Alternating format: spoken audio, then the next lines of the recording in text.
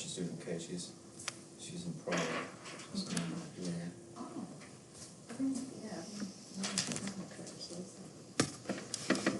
She's taking another course, a Kairos course, actually, this semester.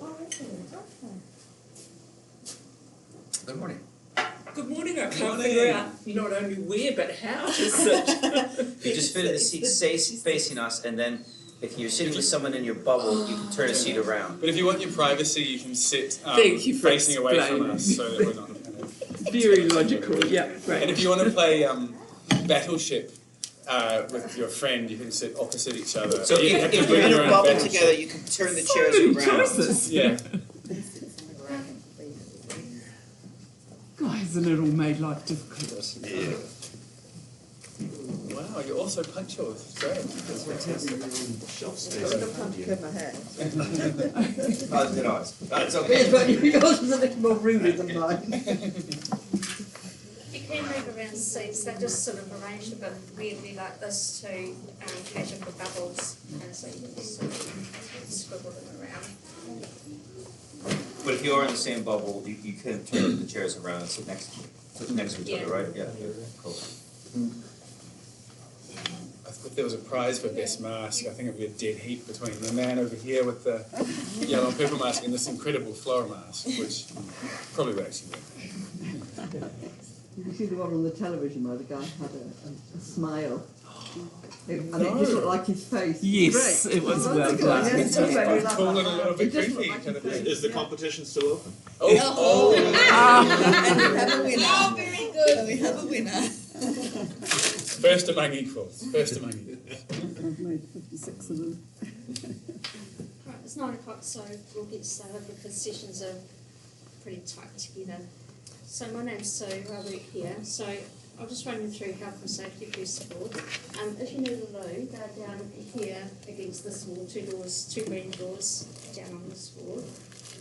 We've got snacks there to graze during the day. Because of COVID, we can't sort of have anything to laid out, so it's just a matter of helping yourselves. In case of emergency, we're quite lucky because there's an exit just there behind us.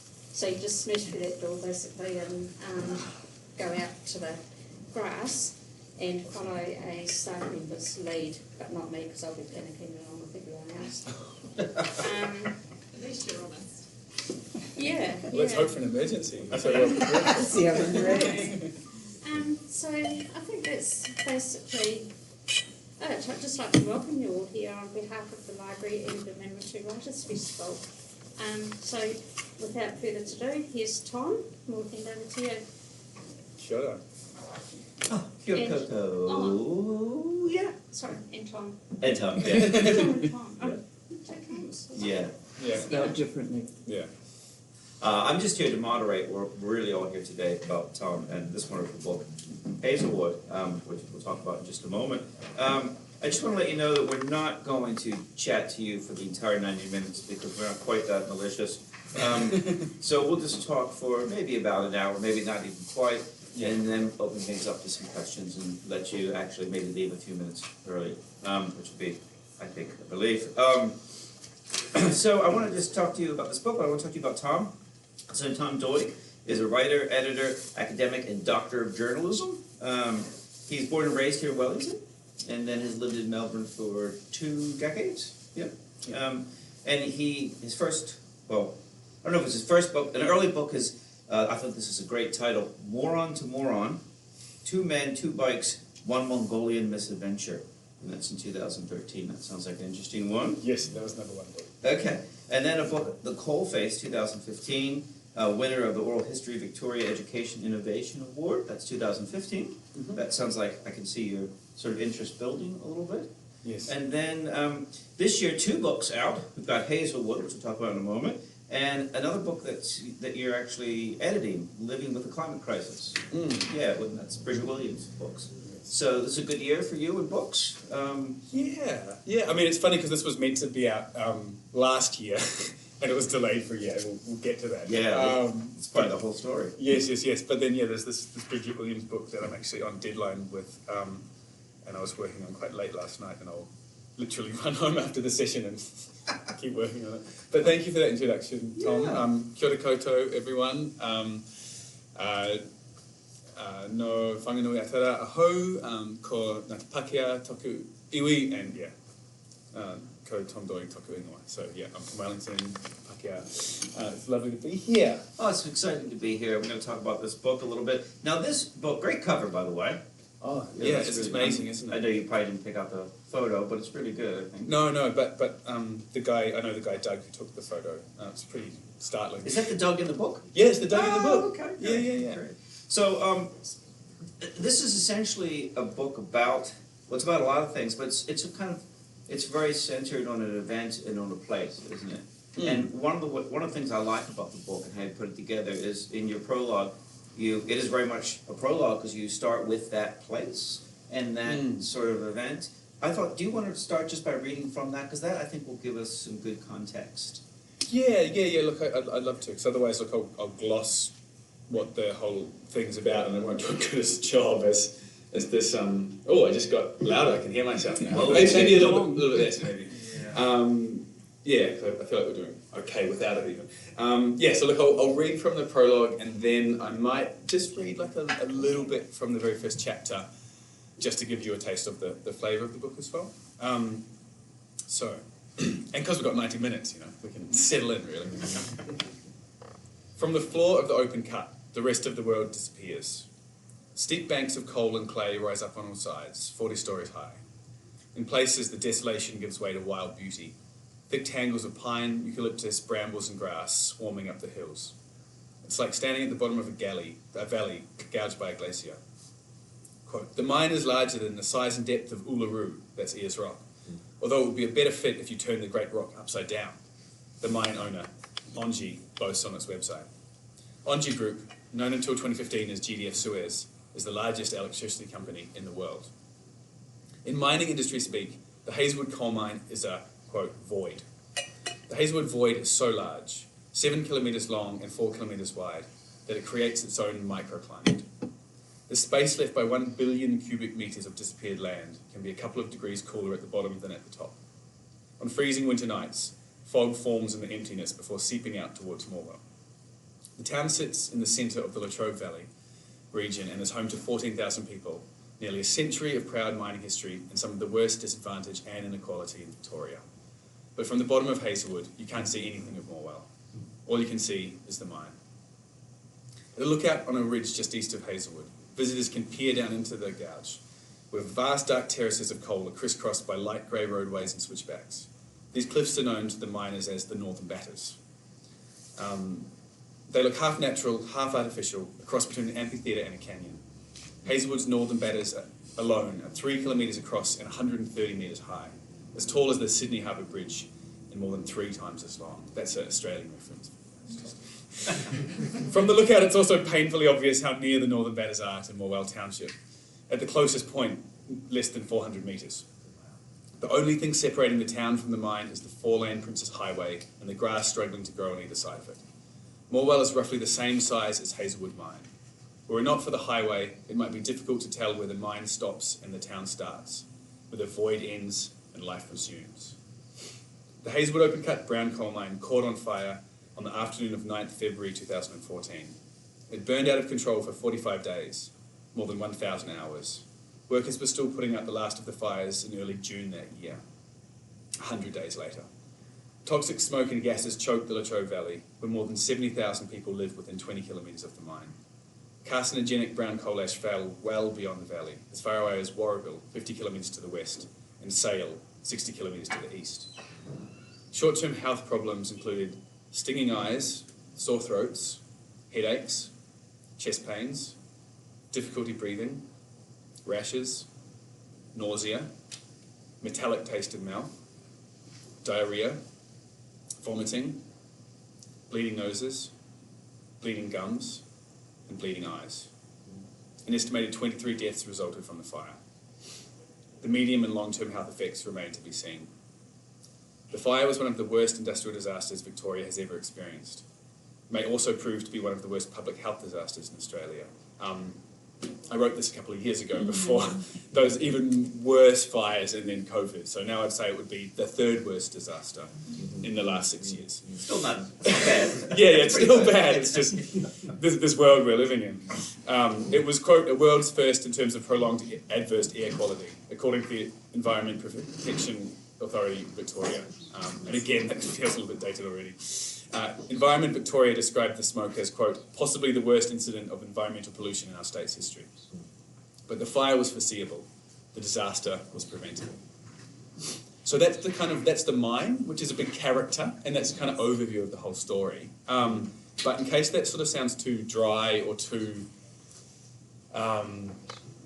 distant, I just want to read you a little bit, because the whole thing I really did with the book is captured the human story and the kind of human experience. So I just want to give you a little taste of what it was like on the ground for people. So I'm just going to read you from the very first chapter, which is a massive puff of smoke. Simon Ellis set out on the front veranda of his Morwell house with his younger brother Robert and his 7-year-old daughter Charity. The Ellises drank glass after glass of Coke, weathering the 40-degree heat and 50 kilometres an hour northwesterlies as best they could. Simon's house was near the top of a hill and faced south, with views over the pink and green rooftops of Morwell. Across the street on the left, a pair of short but bushy trees framed the Hazelwood power station. It was a brutally hot day, and the sky was a vivid, cloudless blue. The 2 days before, on Friday and Saturday, Simon, a pink-cheeked, round-faced, big-bellied Brit, had been working as a chef 1 hour away in Clayton. His brother had called him at work on Saturday morning and told him to get home. There was a fire in nearby Hearns Oak, and people in Morwell were, quote, just up and leaving. But by the time Simon made it back that afternoon, there was no smoke to be seen. The County Fire Authority had the Hearns Oak fire under control, and the danger seemed to have passed. While Simon and Robert sipped their cokes and tried to chill out, Charity went and played on the lawn with the kids from the next door. Suddenly, Simon saw a puff of smoke on the horizon, a massive cloud coming out of the trees to the south of Hearns Oak, near Driffield. It was as if someone had lit up a giant cigarette. Since it was a total fireban day, he called 000 straight away. It was 1:03 p.m. on Sunday, 9 February 2014. There's a fire just started, Simon told the operator in his Birmingham accent, which I'm not doing right now. I've seen it happen just now in the hills on the other side of the Streslecki Highway. He was transferred to the County Fire Authority. When the operator at the CFA told him that they already knew about the Hearns Oak fire, Simon replied, "This is not the same fire. This is a fire that just started, and I'm watching it right now."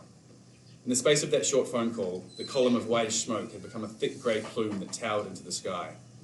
Simon went into his bedroom. His new camera, a Canon DSLR with an infrared mode, which he'd just bought for himself for Christmas just 6 weeks beforehand, was still sitting unused in a box. He grabbed it and raced back outside to take some pictures. An hour and a half later, the wind changed to a ripping southwesterly. Simon and his brother watched as the smoke moved steadily towards the Hazelwood power station. Simon recalled, "It was an eerie feeling. You could see the smoke creeping towards you. You just watched it creeping, creeping." After a few minutes, the smoke thickened and darkened, and then it felt like it was coming from everywhere, swirling around and blanketing the entire town. That's when Simon knew the fire had got into the mine. Awesome. I'll leave it there, but that's just to sort of give you a bit of a taste of, the action and the drama. Yeah. Well, I mean, the other thing that I thought, Tom, so just a few things based on what you said. I didn't know anything about this event. I just wasn't paying attention in 2014, I guess. And so this was all very new for me, which was actually quite useful in a way, because you lay it out as if someone, you don't really need to know about it in advance to get into it. But you know how you said the character is the mind is a character, and when you pull it up on Google Maps, that really becomes clear, because you see, first of all, just how large this mine is, and as you say, the town, if you look at Google Maps from a certain view, it looks as if it's right, immediately part of the mine, and you really have to zoom in quite a bit to see, wow, that's insane. Yeah. And all the people, all the towns around it, you say how populated it is. Yeah, that map there.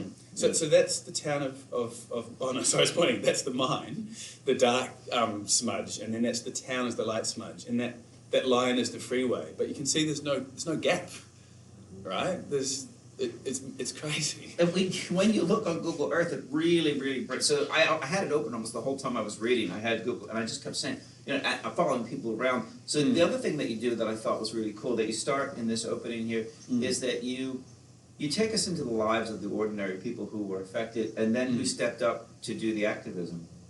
But we get to know these people and their daily routines, and we get to see the minds from their front verandas, from their farms. Some of them live quite far away, and we get to see the smoke on the horizon, and we're quite grounded. We're quite right there, and we're right in their lives. We're in their kitchens. We're seeing what they're doing.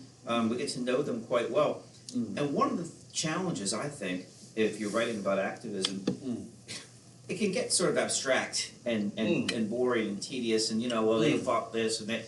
But you take us right into those people's lives. Was that intentional to try to ground it all? Yeah, I think so. I mean, I think in a way, the disaster came first and the activism came second, both for the people who lived through it, and then I guess for me as a writer trying to tell the story. So when I became interested in the story, I started going down to Morwell, and there's a short version and a long version of that, but we've almost got time for the long version. So the fire burned for 6 weeks, and about 2 weeks into that, I sort of bumped into a friend, like literally just at a party in Melbourne, and he'd driven through the town because he lived nearby, and he was really quite shocked and stricken by the experience, and he was sort of talking about the ash raining out of the sky, to the point where he had to put his windshield wipers on because he couldn't see because of ash, and that he stopped the car and there was this smell of burning everywhere, and the streets were deserted, and the only people he saw were wearing face masks, which in 2014 was much, we're just very used to it now, but for him gave this very kind of creepy, kind of apocalyptic zombie movie kind of ambience to the whole thing, and my friend Rucker was also sort of saying, and I was Googling it and there was no news, or if there were news stories, it was only that view from above, and it's sort of that helicopter footage, there's a fire, it's burning, And so I was like, okay, well, this sounds like something I need to see for myself. So I went down there and had the experiences myself, stayed overnight in a hotel, woke up the next morning poisoned, like literally with this splitting headache, felt like I had this terrible hangover.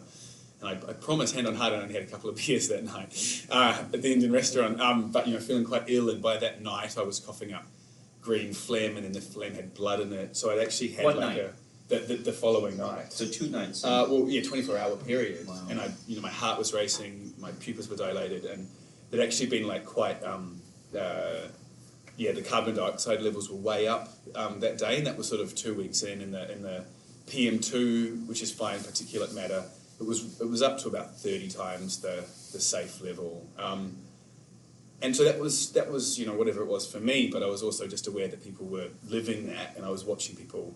I watched an old man pass out on the streets, get off the bus and pass out. I was in the op shops because I love op shopping, but also I found like it's an interesting way to get to know a place on a Monday morning. And it felt like I was in a lung cancer ward because everyone was coughing so much and they were complaining, and so I was really aware that something much more severe was going on than the story that was getting out there. And I wrote a piece about that for this lefty website called New Matilda, and it went viral, which is the only time it went viral, but it was great. I got the story done, worked sort of, hard on it. So I had a little nap in the afternoon, and when I woke up it had been retweeted like 10,000 times or something. Wow. And because of that, some of the people in Morwell started getting in touch with me and sort of saying, thank you, could you come and speak at they were having a protest like on the state parliament in Melbourne, on the steps of Parliament. So I was like, sure, I'll do that.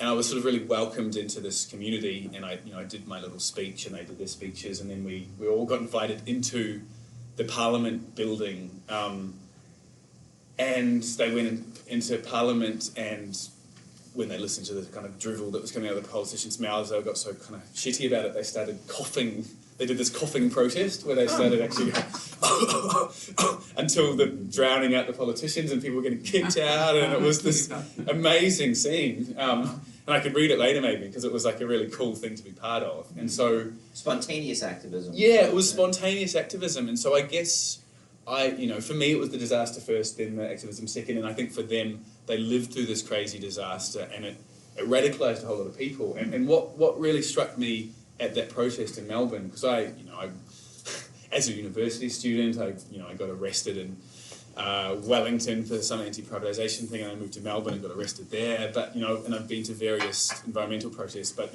often it's very sort of young, right-on, quite kind of bougie, middle-class people.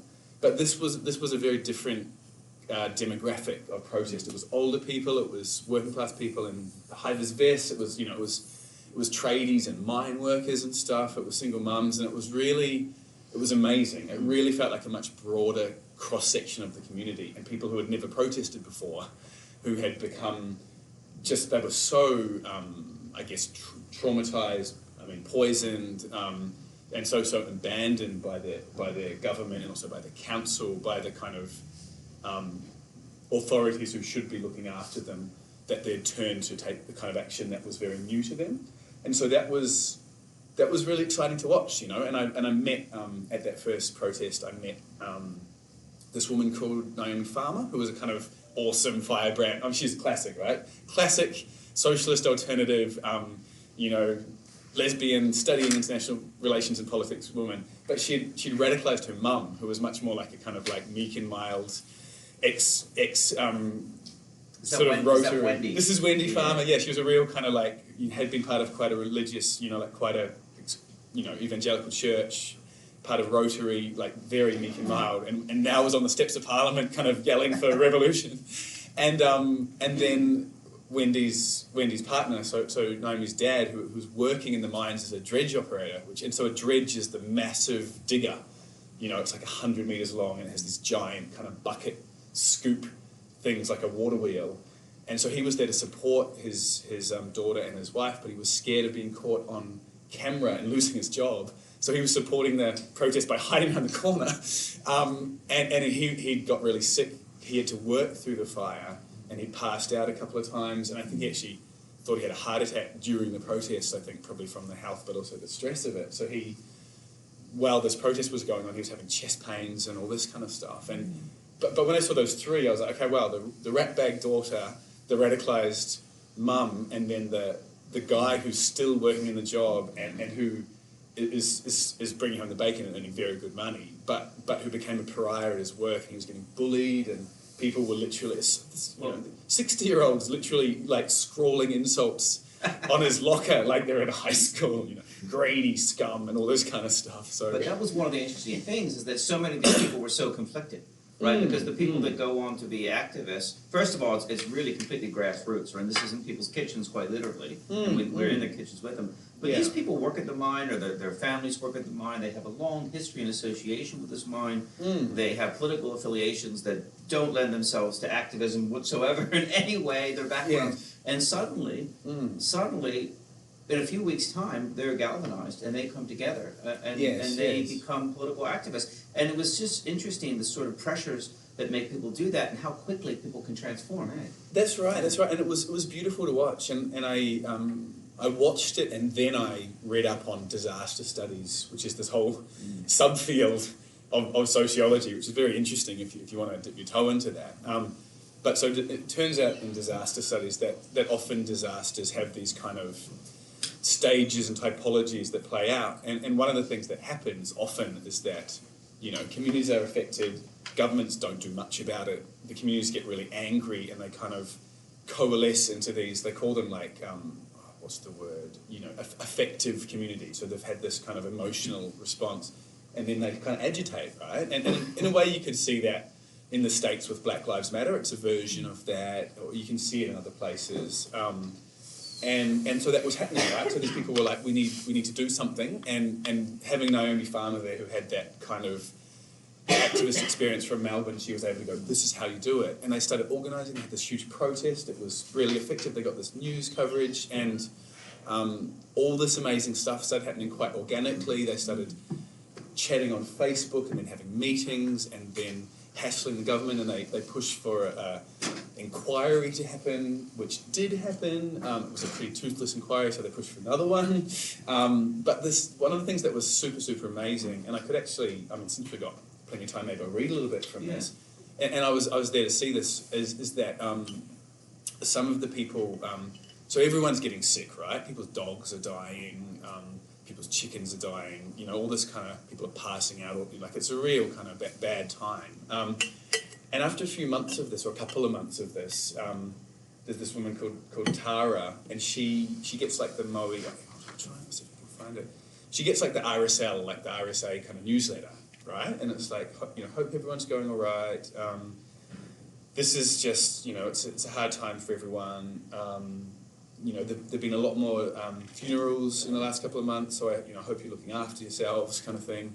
And then she's like, what the hell, like more funerals? Like that sounds bad.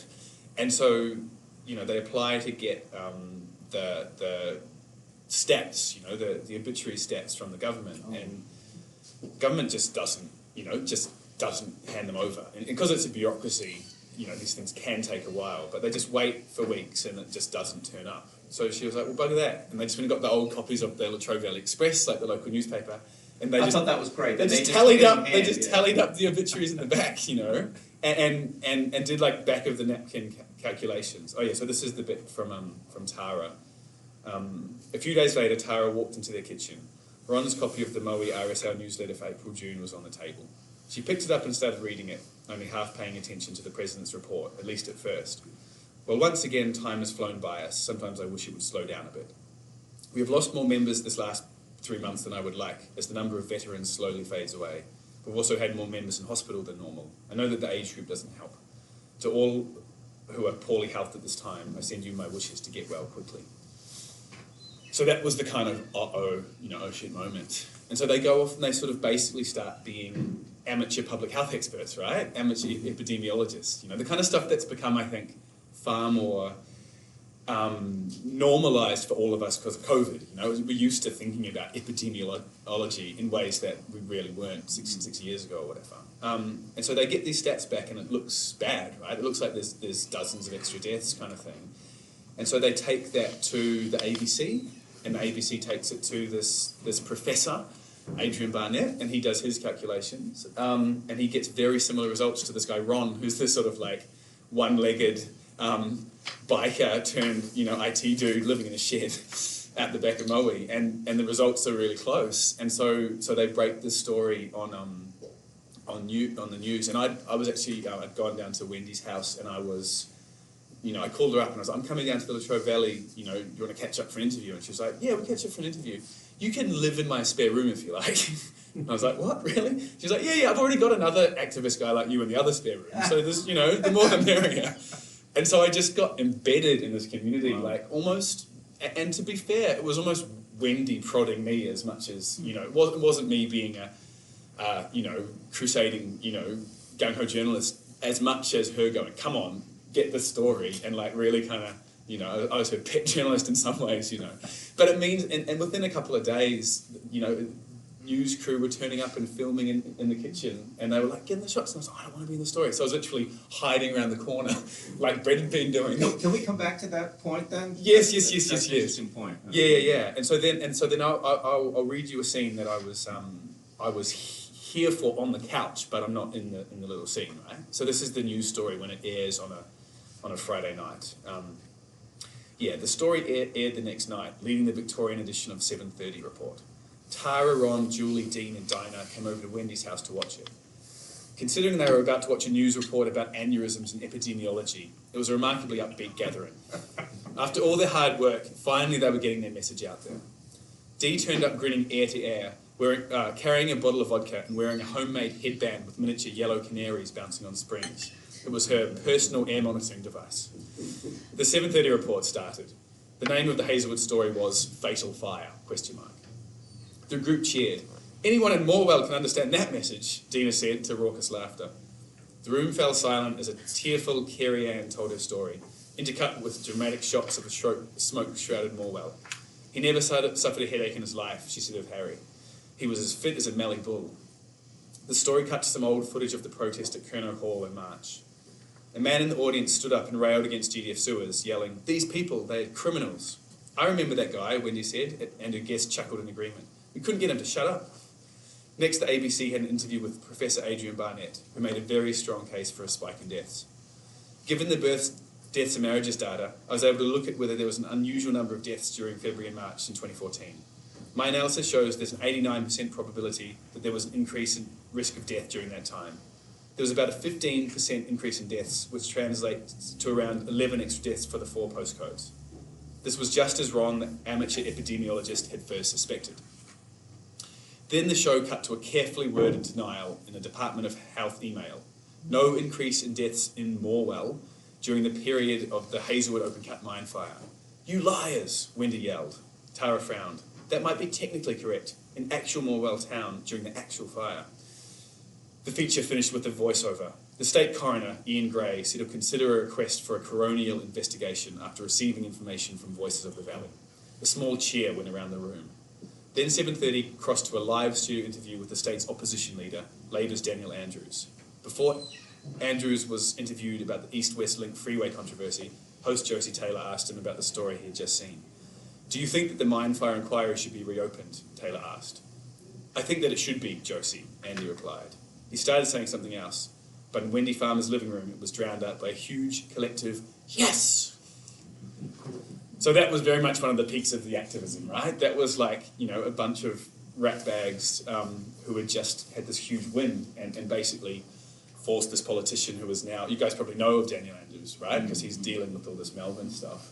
On national TV, he was sort of like put on the spot and went, yes, we'll reopen the inquiry. And then they did. And then they did, Yeah. you know. So it was an amazing example of how effective activism So can so be.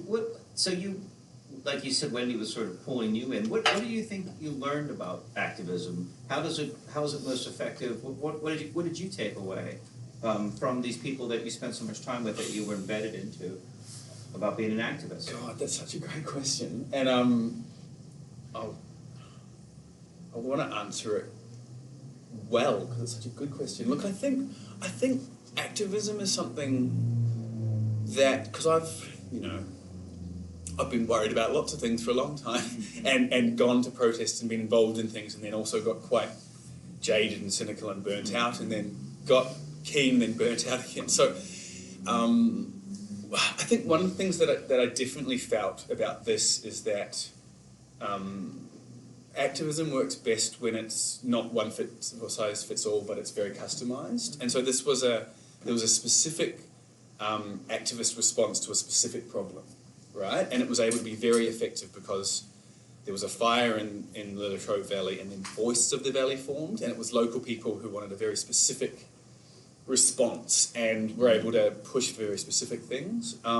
And I think maybe one of the other things I felt about it was that when you're talking about health, public health, individual health, and it becomes close to almost a human rights issue. Yeah. And so people can get together regardless of politics a lot easier. You know, you can cross political divides and values coalesce. Like if you're talking about people's children getting really ill, no one wants that, right? And it's a lot harder to say, well, you know, but the markets say it's fine.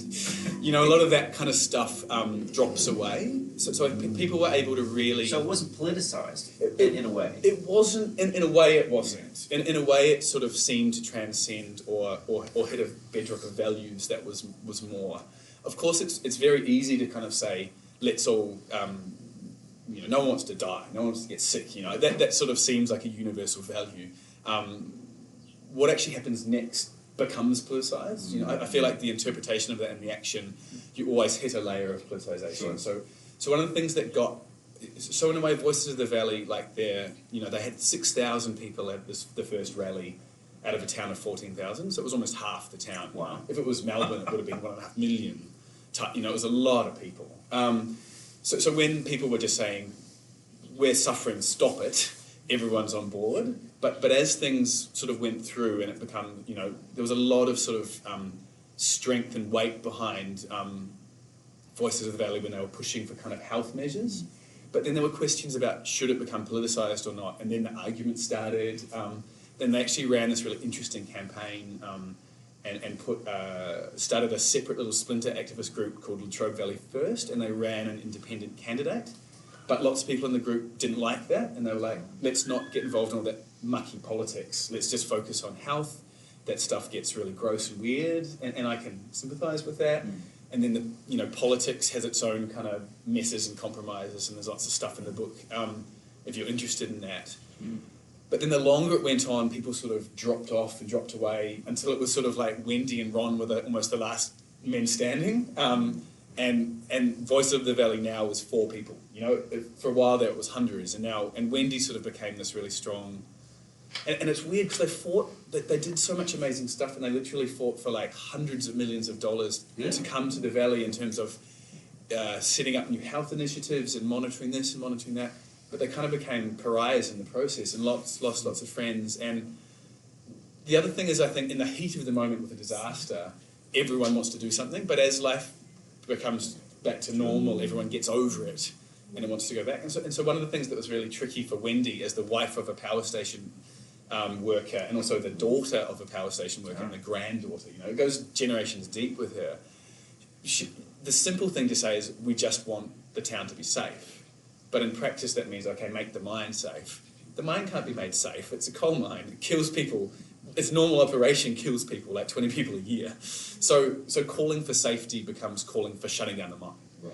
And once you're calling for shutting down the mine, you're calling for people to lose their jobs, and then you get sort of tarred with the brush of being some sort of crazed greenie.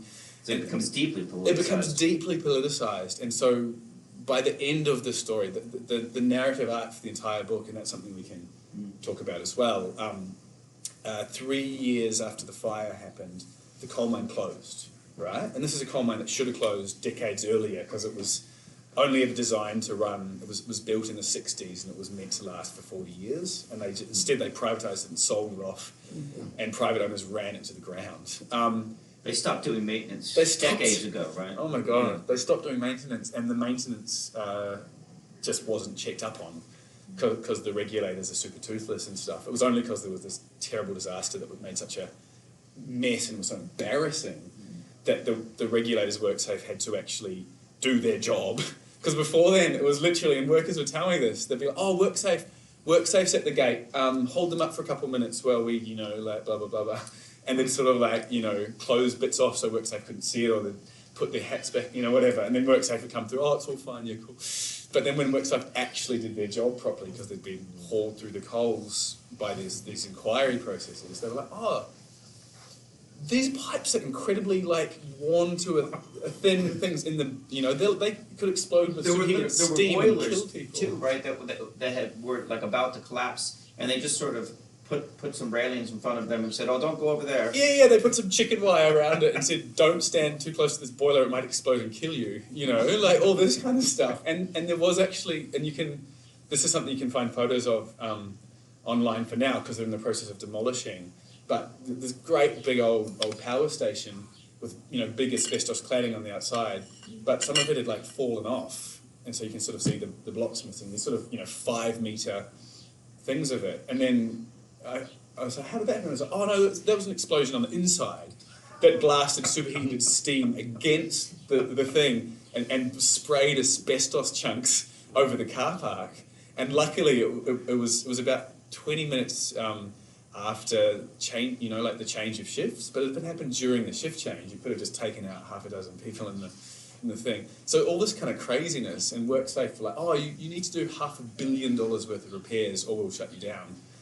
You better do it by April Fool's Day, actually. It was April Fool's Day 2017, and instead they closed the entire thing the day before April Fool's Day. So that's why it shut down. But that has got so politicised, and if you read the right-wing press in the Australia, which you never should because it's just terrible, Rupert Murdoch at his worst propaganda, they'll say that it was a crusading Greens ideology and they were anti-coal and it's this kind of mad crusade and that's why it shut down. But it's crap. It was because, you know, the place was literally liability. It would be like, you know, a car with not just no seatbelts but no brakes or whatever. You know, like just going around a roundabout or whatever. So I think, but I feel like I answered your question, went off on a wild tangent, but I feel like, because I've been very interested in climate change and trying to find effective ways to, I guess, write about it or also think about activism about it, and I felt like all this Hazelwood stuff was actually an incredibly effective way to do climate change activism, was to not talk about climate change, but talk about sick children and dead dogs. And because that was something where everyone's like, oh, dogs shouldn't just die in your backyard and children shouldn't get sick. So So turning the climate change conversation from the super abstract, arguing about emissions, I still don't understand, like, it gets so complicated, or like... This is just people's lives. It's people's lives. So on that level, you can make a really kind of watertight argument that people shouldn't die, children shouldn't get really ill going to school, this kind of thing. And in a way, in my own activism, that was why I chose to spend years on this project, because I was like, this is one of the few places I can see that I can make a really good intervention in the Australian argument about it, right? Because it's like, climate change is so big and so overwhelming. What's one of the few things we can all agree is bad? Fossil fuels are bad. Okay. Fossil fuels in Australia. What's the few things we can all agree is terrible? Hazelwood Mine is terrible. How can we intervene there? Well, it clearly needs to be shut. And so for years when I was writing the book, actually, because I started in 2014, in 2015 and 2016, I was pouring all my energy into writing a book which is going to make a watertight argument for why this place had to be shut, because it's unsafe. And then they just shut it. So it's like, oh, well, great. So then I had to sort of like rethink the purpose of the book, because now it sort of is a success story of that.